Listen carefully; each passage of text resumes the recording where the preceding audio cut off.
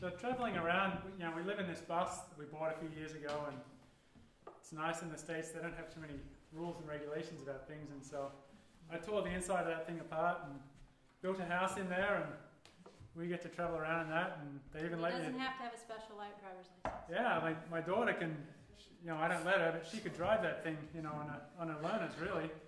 But they don't have any special permits for big vehicles like that. But it's a coach, it's like a over-the-road bus that you run up and down between Sydney and Melbourne, say, and so it's pretty cool. But as we travel, we tend to park in people's driveways wherever we go and spend life with people and hear their stories. And we're in Utah, well, I think maybe 2 years ago now, and spending some time with some new friends there that are also folk musicians. And we came across this guy there named Tim DeChristopher. And Utah is a state, if you aren't familiar with it, it's where a lot of beautiful country, big mountains. It's kind of on the edge of the Rockies between California and Colorado, and has a lot of these fantastic national parks, Zion National Park and Arches National Park and a couple other ones, and just magnificent, beautiful country. And while we're there, one of these things that happen is whenever a president is leaving office in the US, he often pardons different people, and there's a few little things that usually get shuffled through last minute. And when President Bush was leaving office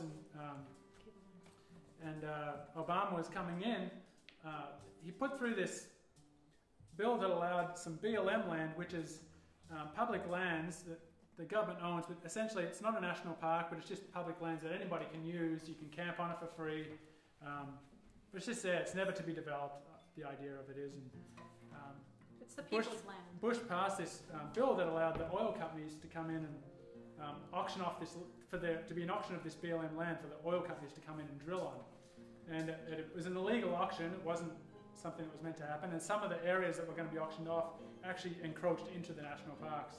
And so it was under the table, and they tried to keep it quiet. And this fellow Tim DeChristopher was a university student over there, and he heard there was a speaker at his university that came along and had mentioned that this was about to happen. She was a lady who spoke on climate change and environmental issues, and he thought, well, I'm going to go down and see what this auction's all about, and there was going to be a protest. And so he went down and was at the front with the protesters and was just like, man, I wish there's got to be more than I can do than just stand out here and protest. The land's still going to get auctioned off. So he decided to see if he could get in there. And he went on in, and they asked him when he entered, are you here to bid on the auction? He said, well, if that gets me in, sure. So they gave him a bidder number, 70, and he got into the auction. And while he was in there sitting, it wasn't a huge room, it was similar to this, and he was sitting in there watching, and he was realizing that the land that was being auctioned off was being auctioned off for, nowhere near the value of really what it should have been auctioned off for. And so he started raising his paddle, really just to drive the prices up, figuring if the oil companies are going to take this land and make billions off it, at least make them pay a little. So he started driving up the prices. Well, it ended up they auctioned off 26 parcels, and he won 12 of them to the tune of 2.5 million. And after the auction, he was arrested because he didn't have that kind of money, and so they arrested him for fraudulent bidding. And his case kept getting delayed because he was arguing that it was an illegal auction in the beginning that the government was running. So how can you convict somebody on something that the government's doing illegally in the first place? And that got thrown out. And then the oil spill happened in the Gulf, the BP oil spill. And so the government decided we probably shouldn't be convicting someone for stopping oil companies right when we've got an oil spill going on. So let's wait for a better time to do this. So it ended up happening when Obama had come into power, and he ended up getting convicted for 2 years, put in jail for 2 years. And during his time in prison, they actually overturned the auction and did deem it as an illegal auction, but he still had to serve his time. And so the land was all given back to the people of Utah and was all saved. And he got out after a year, and we got to meet him. He was working at a bookstore, and he's not allowed to associate with the wrong crowd, but he's just a regular guy.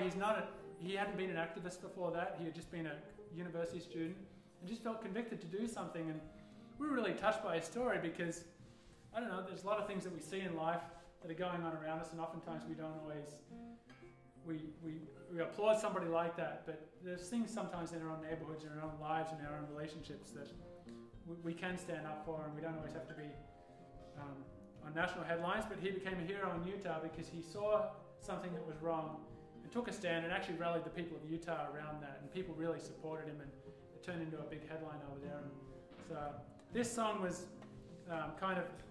there was a documentary made about him called Bitter 70 that you can probably find online somewhere, and there was a compilation CD put together of songs to support his legal cause, and this is a song that we contributed to that CD.